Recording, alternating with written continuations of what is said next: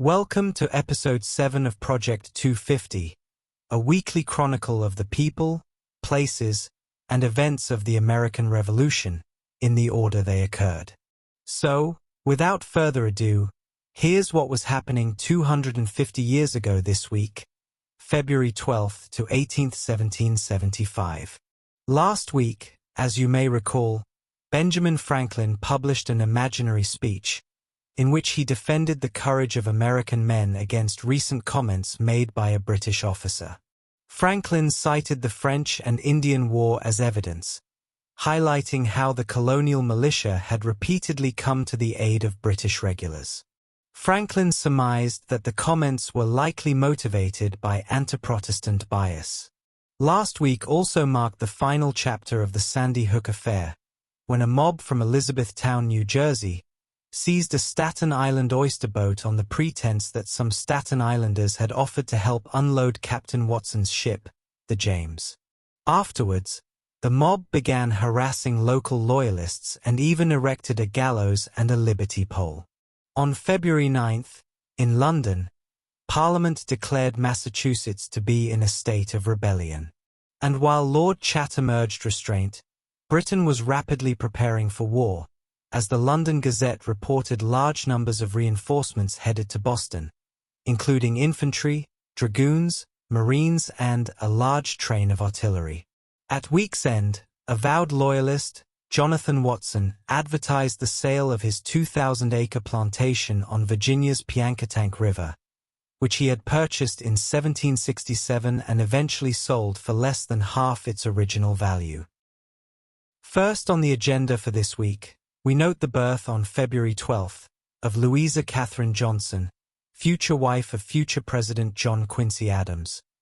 Born in London, Louisa Adams remained the only First Lady born outside the United States, until Melania Trump became First Lady in 2017.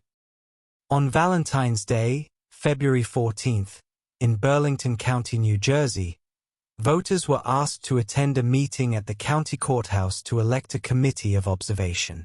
The announcement expressed hope that people would attend, as the peace and good order of the county may depend on the prudent conduct of the persons appointed to this service.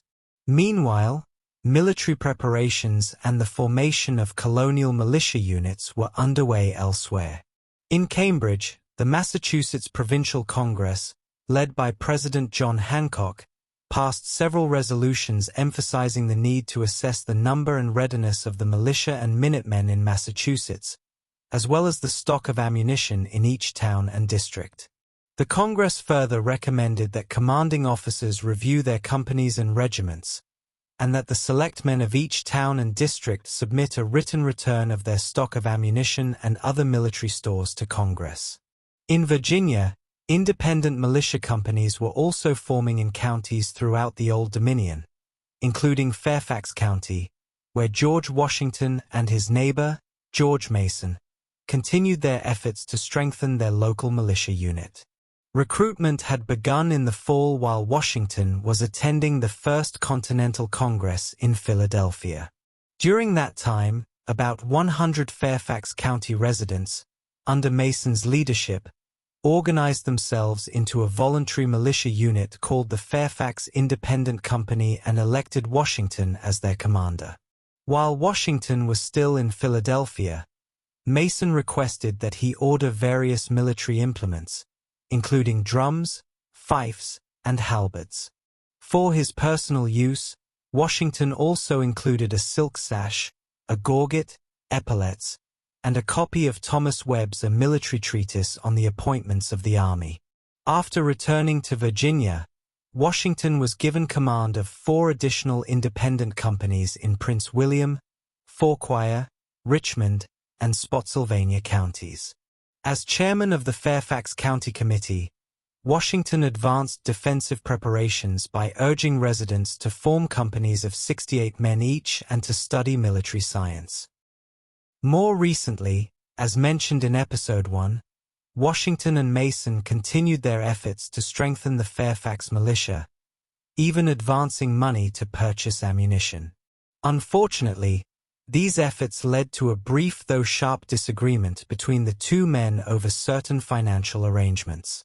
To secure their reimbursement for the money they advanced, the militia, Washington and Mason arranged for a 3-shilling poll tax to be levied on county residents. The residents greatly resented this tax, and Mason was accused of mismanaging funds.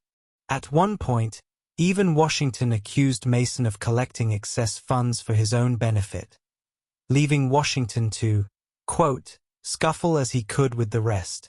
Mason bitterly denied this assertion, writing on February 18 to Washington, I hope you will believe me when I assure that you have greatly misconstrued my intentions in making the collection.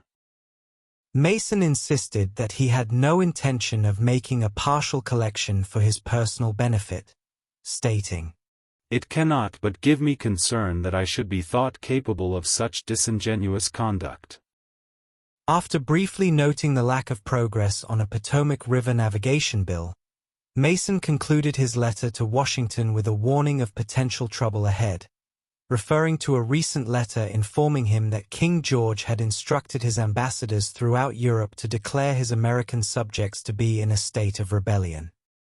In closing, our attention shifts beyond North America to Europe, specifically Rome, and even more specifically the Vatican, as we take note of an event that occurred earlier in the week, on February 15th, when Count Giovanni Angelo Braschi was elected Pope Pius VI, succeeding Pope Clement XIV.